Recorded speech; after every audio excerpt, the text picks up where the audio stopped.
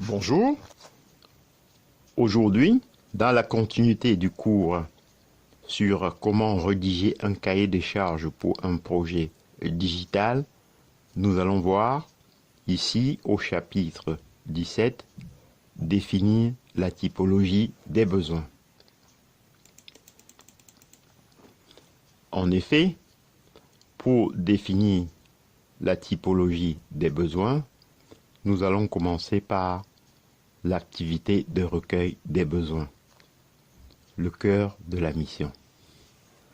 C'est un enjeu qui demande de la simplicité, c'est-à-dire trouver la personne détenant la bonne information, lui faire exprimer les exigences par l'écoute et la bienveillance. Toujours rester à l'écoute. Ensuite, maintenant, on va détecter les failles de l'interlocuteur. Pour cette raison, on a l'expression de besoin, qui n'est pas l'expression des problèmes, des difficultés. L'expression des besoins, ce n'est pas la proposition d'une solution au problème. Par ailleurs, une fois de plus, l'expression des besoins n'est pas la proposition d'une méthode pour mettre en œuvre cette solution. Attention, spontanément, une personne interviewée n'exprime pas un besoin réel. N'exprime un besoin réel que dans 10% des cas. Pour cause, par exemple, de stress, de malentendus, de perte de temps.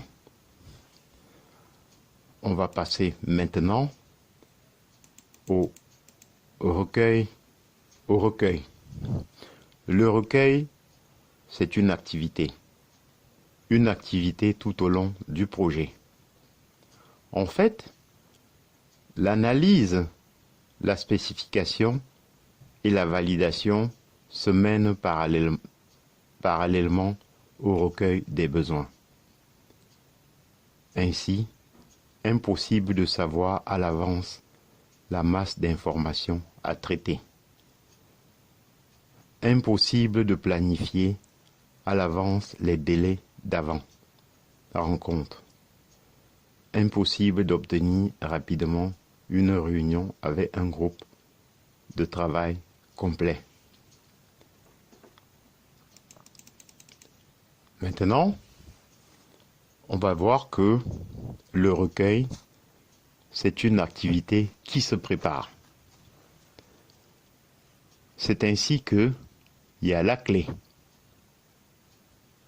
La clé, on va proposer une approche par écrit avant une rencontre à l'oral pour permettre à l'interlocuteur de se préparer.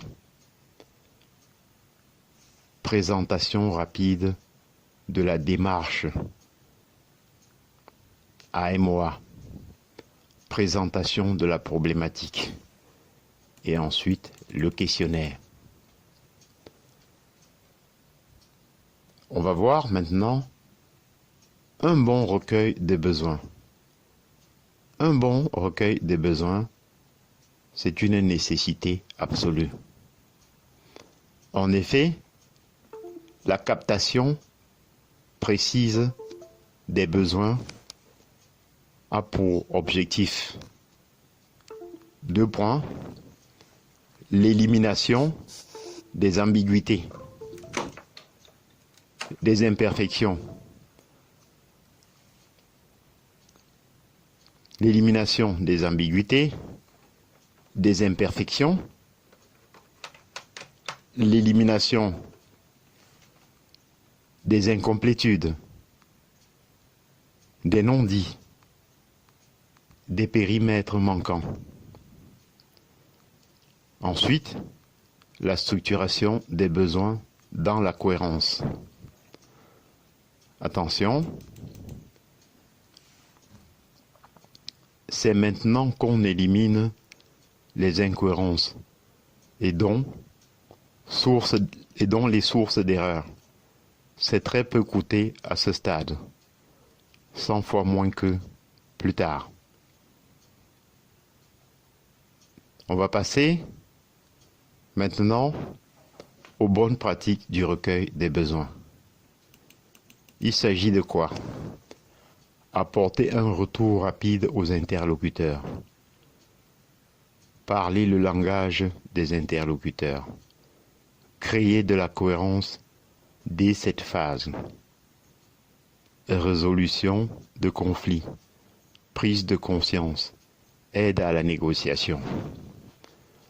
Par ailleurs, il faut recueillir des besoins et non des solutions.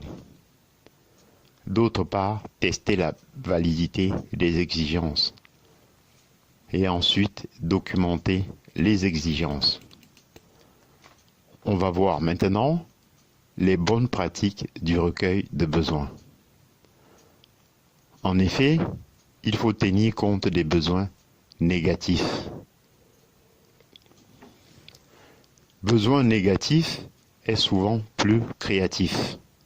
Les besoins négatifs est souvent plus créatif. Qu'est-ce qui vous dérange le plus dans? Point d'interrogation. Qu'est-ce que votre système actuel ne fait pas?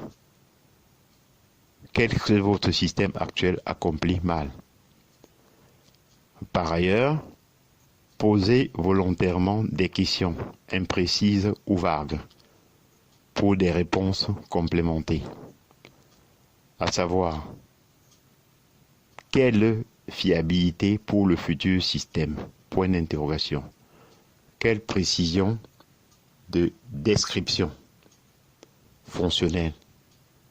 Et pour la fonction X, Y, point d'interrogation. Ici, je vous présente un exemple de circuit de recueil des besoins pour un site internet. À la section 1, on a les cibles. Section 2, il y a l'arborescence. Section 3, les contenus. Section 4, les fonctions atténuées. Section 5, l'ergonomie, d'après benchmark, par fonction. Section 6, graphisme. Section 7, page d'accueil. Section 8, pack office. Section 9, contraintes techniques. Section 10, promotion du site. Section 11, méthodologie, équipe.